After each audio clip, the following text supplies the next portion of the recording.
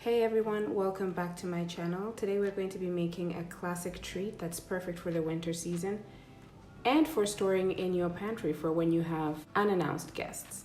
These gingersnap cookies are crunchy, spicy, and absolutely delicious. Oh, as well as easy to make. So let's get started. But first, let's go over the ingredients you'll need.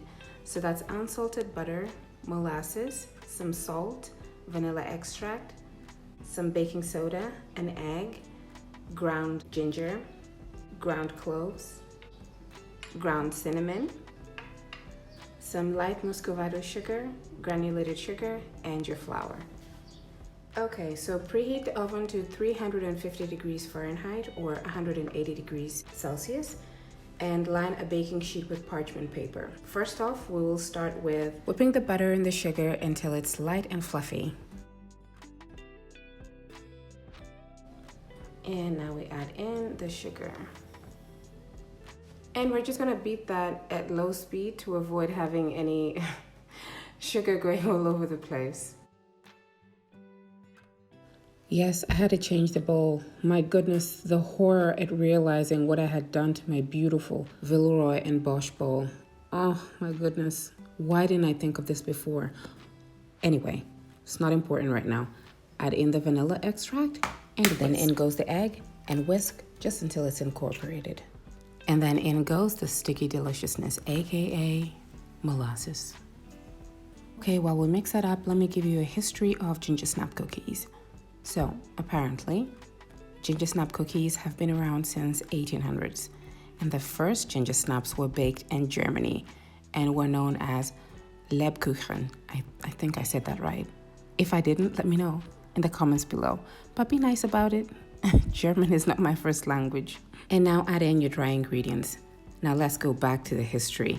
So these cookies were made with honey and spices and were considered a special treat during the Christmas season.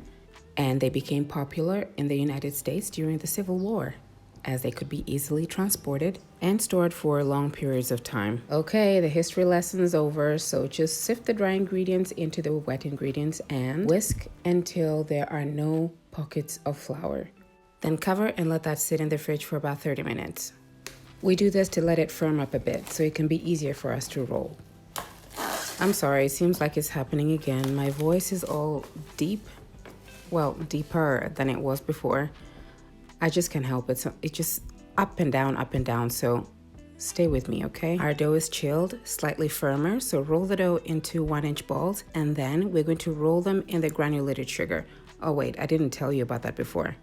For this, you need a 1/4 cup of granulated sugar and a teaspoon of cinnamon. Mix that up, and that's what we're going to use. Once your balls are ready, sugarcoat them in the sugar and cinnamon mixture, and place the sugar-coated dough balls on the lined baking sheet, leaving about 2 inches between each cookie.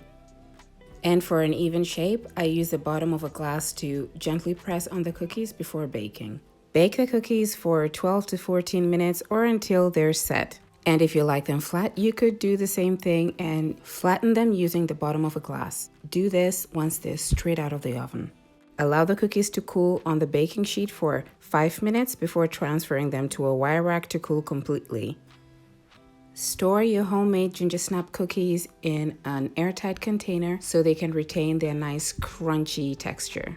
And there you have it, delicious homemade gingersnap cookies that are perfect for the holiday season and of course for keeping in the pantry for when those guests who were unexpected happen to pop in. I hope you enjoyed this recipe and give it a try. Let me know in the comments below if you have any variations or additions that you like to make to your gingersnap cookies. Don't forget to like and subscribe to my channel for more tasty, easy, delicious recipes like this one.